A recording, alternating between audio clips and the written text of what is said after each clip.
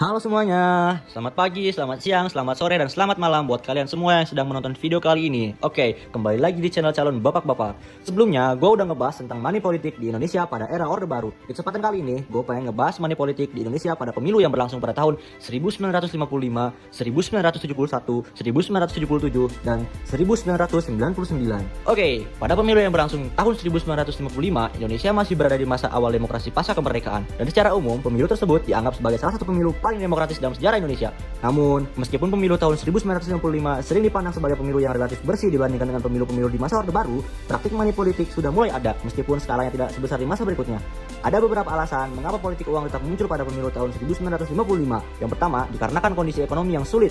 Pada saat itu, banyak masyarakat berada dalam kondisi ekonomi yang kurang menguntungkan, sehingga mereka lebih rentan terhadap tawaran uang atau barang sebagai bentuk persuasi politik. Yang kedua, dikarenakan ketidakseimbangan akses. Partai-partai yang memiliki lebih banyak sumber daya, terutama partai besar seperti Masyumi, PNI, dan PKI, dapat menggunakan akses ekonomi untuk mempengaruhi pemilih di tingkat lokal. Meskipun praktik ini lebih terselubung dibandingkan pemilu-pemilu di kemudian hari. Yang ketiga, dikarenakan adanya budaya patronase. Di beberapa daerah, hubungan patron klien masih sangat kuat, di mana masyarakat mungkin merasa berkewajiban memilih kandidat yang memberikan dukungan finansial. Namun, perlu dicatat bahwa praktik politik uang pada pemilu tahun 1955 tidak menjadi sorotan utama. Fokus pada pemilu ini lebih kepada semangat demokrasi yang tinggi, partisipasi luas, dan pluralitas politik dengan berbagai partai yang mewakili spektrum ideologi yang berbeda seperti nasionalisme, agama, dan komunisme. Money politik menjadi masalah yang lebih mencolok dan terorganisir di kemudian hari, terutama pada masa Orde Baru di bawah kepemimpinan Soeharto, ketika kontrol terhadap proses pemilu menjadi lebih ketat dan manipulatif. Oke, selanjutnya kita akan ngebahas tentang money politik di Indonesia pada pemilu tahun 1971. Money politik di Indonesia pada pemilu 1971 adalah praktik yang banyak terjadi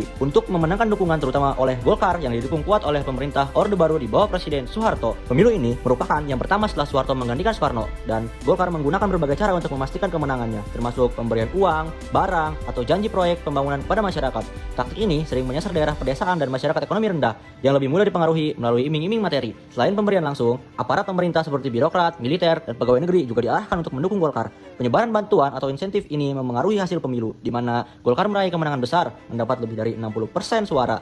Pemilu ini dianggap mencerminkan ketidakadilan karena terjadi dalam suasana kontrol ketat pemerintah dan praktik-praktik manipulasi seperti money politik. Praktik ini berlanjut menjadi salah satu karakteristik politik di masa Orde Baru, memperkuat dominasi rezim hingga dekade-dekade berikutnya. Oke, selanjutnya kita akan membahas tentang praktik money politik di pemilu tahun 1977. Praktik money politik di pemilu tahun 1977 mencakup pemberian uang, barang, atau bantuan kepada masyarakat untuk mempengaruhi pemilihan mereka. Bantuan ini seringkali disalurkan melalui program-program pembangunan atau janji proyek yang menguntungkan wilayah tertentu. Oke, selanjutnya kita akan membahas money politik di pemilu tahun 1999. Pemilu tahun 1999 merupakan pemilu pertama setelah jatuhnya Orde Baru dan berakhirnya kekuasaan Soeharto, sehingga dianggap sebagai tonggak awal demokrasi di era reformasi. Namun, meskipun ada harapan besar untuk perubahan, politik uang tetap menjadi masalah serius pada pemilu tahun 1999. Pemilu ini juga mencatat rekor partisipasi dengan 48 partai politik yang ikut serta, membuat persaingan semakin ketat. Ada beberapa aspek penting terkait money politik di Indonesia pada pemilu tahun 1999 ini. Yang pertama adalah perebutan suara di tengah kebebasan baru. Setelah runtuhnya Orde Baru, partai-partai politik baru bermunculan, dan masyarakat menikmati kebebasan politik yang belum pernah mereka rasakan sebelumnya. Namun, kebebasan politik ini juga disertai dengan peningkatan praktik money politik, di mana berbagai partai menggunakan uang untuk mempengaruhi pemilih. Partai-partai baru dan yang lebih kecil seringkali merasa perlu menggunakan politik uang untuk bersaing dengan partai-partai yang lebih mapan dan memiliki basis pendukung yang lebih kuat.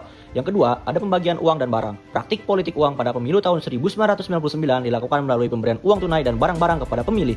Banyak laporan menyebutkan bahwa di berbagai daerah, pemilih diberi sejumlah uang atau bantuan material seperti sembako, pakaian, atau barang kebutuhan rumah tangga.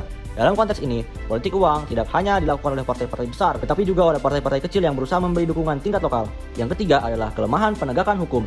Pada pemilu yang berlangsung tahun 1999, sistem hukum dan regulasi pemilu masih dalam tahap transisi dari rezim otoriter ke sistem demokratis. Akibatnya, penegakan hukum terhadap praktik politik uang masih lemah. Meski ada aturan yang melarang politik uang, penerapannya belum efektif, sehingga banyak pelanggaran yang terjadi tanpa sanksi tegas. Ini membuka peluang bagi para kandidat dan partai untuk terus menggunakan uang sebagai cara mempengaruhi pemilih. Yang keempat, adanya perebutan kursi di parlemen. Karena pemilu tahun 1999 melibatkan 48 partai, persaingan untuk mendapatkan kursi di DPR sangat ketat. Partai-partai yang baru berdiri dan tidak memiliki jaringan politik yang kuat seringkali merasa perlu menggunakan politik uang untuk mendapatkan dukungan. Di sisi lain, partai-partai besar seperti PDIP, Golkar, dan PKB memiliki sumber daya yang lebih besar dan sering dituduh menggunakan keuangan partai untuk memobilisasi pemilih, meski dalam bentuk yang lebih terorganisir. Yang kelima adalah dampak terhadap hasil pemilu. PDIP di bawah kepemimpinan Megawati Soekarno Putri muncul sebagai pemenang pemilu 1999 dengan 33 23,7% suara. Namun, meskipun PDIP memenangkan suara terbanyak, berbagai laporan menunjukkan bahwa politik uang memainkan peran penting dalam hasil akhir pemilu. Beberapa partai yang berhasil masuk parlemen juga dituduh menggunakan politik uang, terutama di daerah-daerah yang kurang terpantau oleh media dan pengawas pemilu. Yang terakhir, ada penyebaran politik uang di tingkat lokal. Politik uang pada pemilu tahun 1999 tidak hanya terjadi di pusat, tetapi juga di tingkat daerah, di berbagai provinsi dan kabupaten. Kandidat dan partai-partai lokal seringkali menggunakan uang untuk mempengaruhi pemilih. Hal ini menunjukkan bahwa politik uang tidak hanya menjadi fenomena di tingkat nasional, tetapi juga di akar rumput. Pemilu pada tahun 1999, meskipun dianggap sebagai pemilu yang paling demokratis setelah runtuhnya Orde Baru, tidak terlepas dari praktik politik uang.